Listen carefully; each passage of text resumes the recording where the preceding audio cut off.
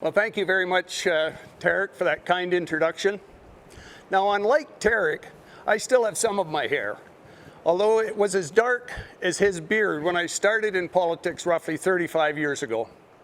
However, as interim leader, I don't wish to send the unspoken message that somehow our Maverick Party is only open to cowboys and cowgirls. So I'm going to park my hat and welcome all of you. Urban and rural Westerners alike, to this, our first virtual convention, and hopefully the last one we'll feel the need to conduct in this way. And just so I'm clear, when I say all of you, I mean all of our fellow Western Canadians, women and men, new arrivals and Indigenous Westerners, our businesses and all their employees, our farmers, ranchers, loggers, miners, fishers, oil and gas workers, entrepreneurs, our families, seniors, blue collar, white collar, any collar. Friends, we're gathered here today because as Westerners, we've had enough of a Canada that doesn't work for all Canadians, especially Canadians in the West. With the launch of the Maverick Party, we are standing up for the West to do one of two things. Either we will make Canada fair for the West, or we will free the West. There's no other honorable choice. Alas, that it should come to this. I believed in Canada. Like some of you here, I've spent the better part of half my life trying to change our federal system of government from within. But I've learned two things. Federal governments are elected in central Canada by people who don't think like us. And until the Maverick Party, there wasn't a single federal party standing up for the West. Because there's no reason why they should. No, not even Mr. O'Toole and the Conservative Party of Canada. It's simple mathematics. Between them, Ontario and Quebec have 199 of the 338 seats in the House of Commons. So if you can satisfy the voters there, you don't need voters from anywhere else. That's why all parties lean whichever way they think voters in central Canada are leaning. That's why Mr. O'Toole says things like, Quebec is a nation. Energy East pipeline is off the table. That Western Conservatives must change. And that his carbon levy is not a carbon tax. Apparently, this is what the Conservative Party of Canada now stands for. Quebec deserves special treatment, but not the West. They don't care what people out West think because it's up to us to change how we think. A levy is not a tax, so their goofy climate change plan, well, that's okay. Ladies and gentlemen, Canada's Conservatives will sell out the West if they believe it will win votes east of Manitoba. They've done it before, and they will do it again, without a second's hesitation. Some of you probably remember when Brian Mulroney, a Conservative government, took the contract to maintain Canada's fighter jets that Winnipeg's Bristol Aerospace had won fair and square and instead gave it to Bombardier in Quebec, where the votes were. It happened once. It can happen again. Why? Because that is still where the votes are. The lesson is this, my friends. Preston Manning's battle cry of the West wants in isn't achievable. And it never was, because of the mathematics and the reality of where the majority of the electorate lives. And having the only reformer in my lifetime in the Prime Minister's office did not prevent the second Trudeau from attacking and trying to destroy our energy industry in particular, and indeed, our Western way of life. Let me put that another way. We expect the Liberals and the NDP to be against us. But if you want a fair deal within Canada for a strong West, to keep voting for Canada's federal Conservatives is insanity. Federal parties desire power, and to remain in power once they have it. They must cater to where the votes are, in central Canada. Now, I said the people back east don't think like us. You know, resource development in Western Canada is clean, green, and pays Canada's bills. But Eastern voters prefer to get their oil from places where you wouldn't want to live. Inefficiently produced in an environmentally unfriendly way by people who don't respect human rights. Then those same Canadians east of Manitoba call our oil dirty and say they don't want it. The idea that you do business first with your fellow Canadians because that's a good thing in and of itself doesn't seem to occur to them. That's why we're not permitted to build a pipeline to take Western oil to Eastern Canada.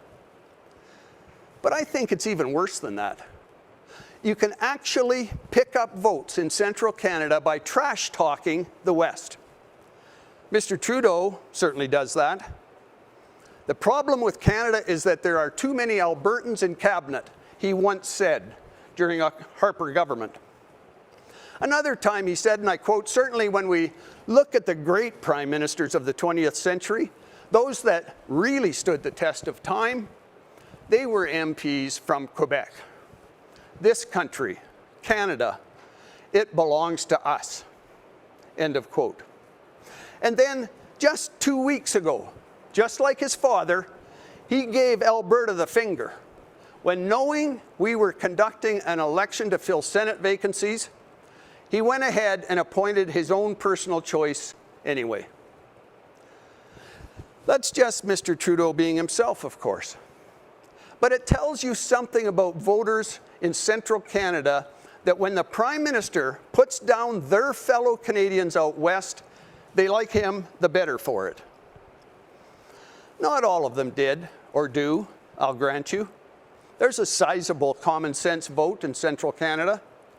But east of Manitoba, there are just too many people who think better of themselves if they can think less of their fellow Canadians out west. Rednecks, cowboys, rig pigs all, rubes who drive pickup trucks. Some of them made in Oshawa, by the way. It's unbelievable that a story like that would get traction, or maybe not. My friends, too many people in Central Canada do not understand this basic fact. Without the West, without the energy, the drive, the work ethic, without the ingenuity, without the hard-won wealth and the creativity, Canada would be a third world country. But you know, friends, Maverick Party cannot just be about numbers and money, because it's much more. It's about people. It's about Westerners, people and families that are struggling and hurting right now, this very minute, and needlessly, because of the actions of their federal government. No one knows this better than Chad Miller, a young, proud oil field contractor in Sylvan Lake. A few years ago, with his own resources, Chad launched a support group called Oilfield Dads. Why? Because he knew firsthand the pain and the hurt caused by the lack of work in the patch. And his Facebook group quickly grew from hundreds to thousands. Sadly, he has heard from far too many Western families who have lost hope. Parents that felt alone in their daily struggle to pay their bills, feed and clothe their kids, and support one another. I am thankful for people in the West like Chad, who are willing to give of themselves to ensure others know that they're not alone.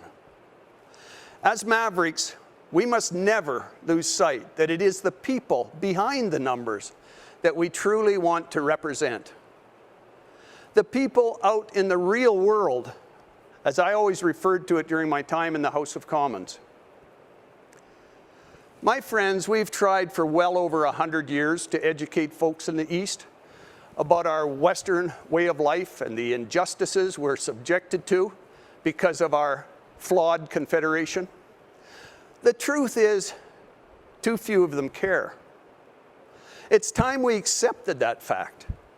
That means it's time we made a plan to control our own destiny.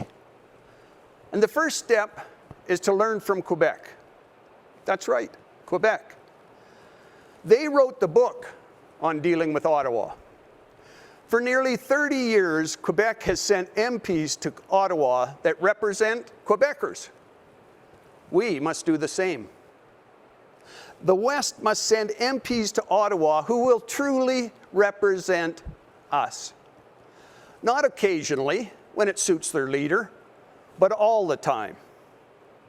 Maverick MPs will put every House of Commons vote to a simple test. If the motion or legislation is good for their constituents and the West, and if it is, they will support it. Secondly, we will continue to argue that all Western provinces should also learn from Quebec and insist on being treated the same as Quebec is treated. We could start with the Alberta Fair Deal Panel recommendations, and possibly through the New West Partnership, where suitable, apply the recommendations across the West.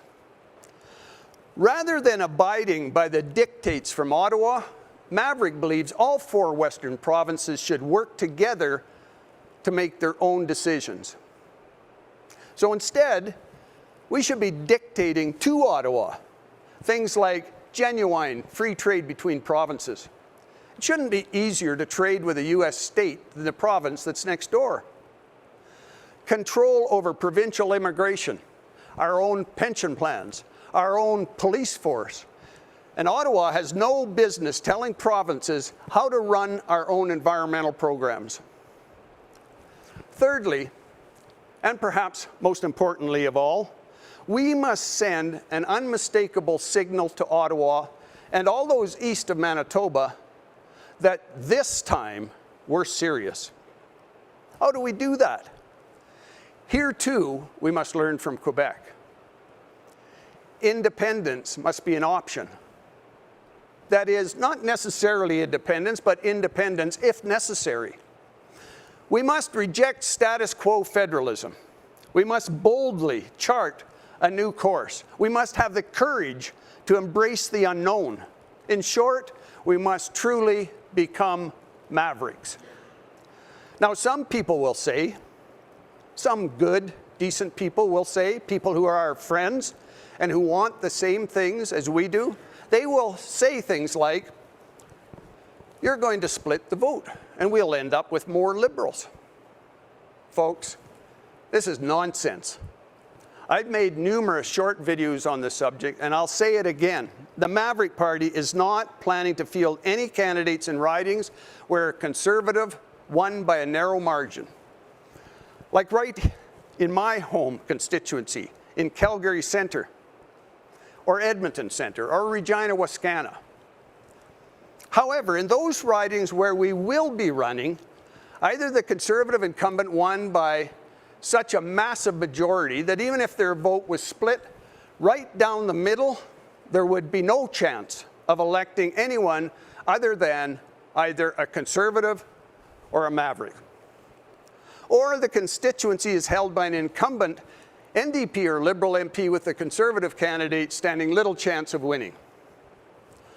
Therefore, the Conservative campaign of fear is completely bogus to keep you voting as you may have in the past. I'd say this to all the good people who worked so hard for the Reform Party, for the Canadian Alliance, and to put Stephen Harper and the Conservative Party of Canada into office for nearly 10 years. Remember, Maverick candidates will not be running against Conservatives or any other party's candidates. They will be running against a system that has not only failed us, but continues to fail us and will always fail us until we stand up and demand the respect we deserve. Now, some of our other friends will say, we must not speak of independence. We don't want to scare people away. You know, I understand. We've all been proud Canadians. But if you're from the West, you get no thanks in Ottawa for being a patriot. You just get the opportunity to keep on paying the freight, both literally when you ship goods and when you continue to send more money to Ottawa than you ever get back. Wrapping ourselves in the maple leaf flag and proudly declaring that we're Canadian patriots does nothing but perpetuate our vulnerability to Eastern abuse. You know, I'm reminded of many conversations I've had over the past year since we began this journey. How many times I've had smart, self-made, industrious, and successful Westerners tell me they're not prepared to consider Western independence in any form. One gentleman in particular told me, and I quote, "Jay, I don't disagree with any of the examples of abuse you've talked about, but when it comes to potential independence, I think you're just further down the road than I am at the moment." I'm proud to say this man recently reminded me of that conversation that we had last fall. But now he says, and I quote, "I believe I've caught up and perhaps even passed you, for I see no hope any longer for our existing confederation." End of quote. He is now a great supporter and a personal friend. So where do we go from here? We call it our twin-track mission, and it's designed to appeal to all Westerners, regardless of where they currently are on the independence spectrum. And we are committed to pursuing both options simultaneously.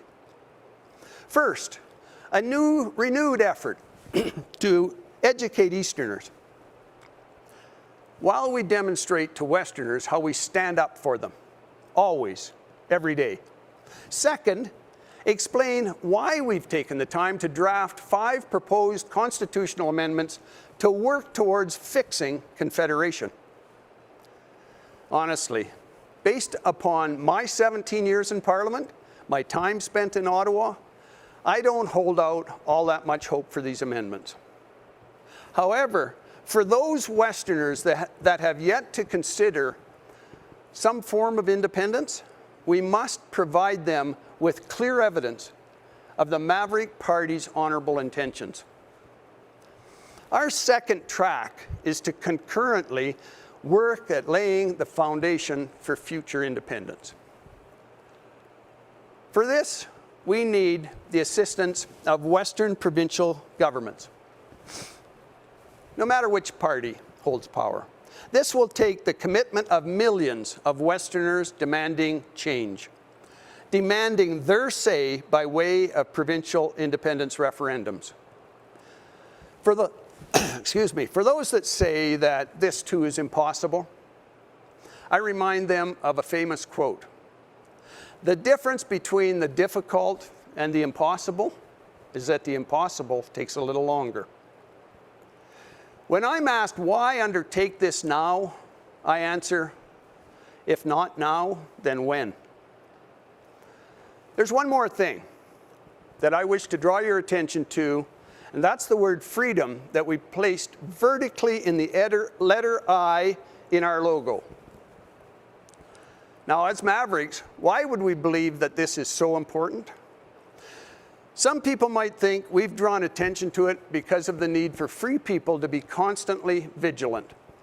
That is incumbent upon us, all of us, to ensure the rights that our forefathers fought and died to preserve are always protected. As many others have noted well before me, basic human rights are simple and easily understood. Freedom of speech and a free press. Freedom of religion and worship, freedom of assembly, and freedom from fear. Yes, the freedom in Maverick's logo is partially to pay homage to all these basic individual human rights. But it is much more than that. It is also to draw attention to the need for our Western freedom from Ottawa and the East. Freedom from the tyranny of the majority found in our Parliament. Not just in the House of Commons, where representation by population guarantees we in the West will always be a minority, but also in the archaic, dysfunctional, and undemocratic Senate, which is supposed to be the watchdog for the rights of the less populous regions. And lastly, it is to reinforce what will be the biggest difference between Maverick MPs and any others that may be elected here in the West. The freedom that Maverick MPs will have to truly represent you, rather than their leader or party. In summary then, freedom is so important to us that we've placed it in our logo because, first, it reminds people of the need to protect the freedoms we enjoy every day, the traditional freedoms that separate us from so many others and how they live their lives in other countries. Second, it represents the freedom we must work to attain from Ottawa and the East, to have the right to chart our own course towards the destiny we determine is best for our children, grandchildren, and future generations. And thirdly, we want all Western Canadians to know that if they choose to elect a Maverick MP, they will have the freedom from party discipline that forces Conservative MPs to remain silent, to toe the party line, to advocate for ridiculous policies in the vain hope they attract votes in Ontario and Quebec, and to follow their leader rather than what they know in their heart is right. Like many, if not all of you, I'm doing this for myself, hence my title, Interim Leader. When I first left the family farm in Ottawa in 1993, it was out of concern for my 3 children's future. Now it's many of those very same concerns for our country that we will be leaving my 3 grandchildren.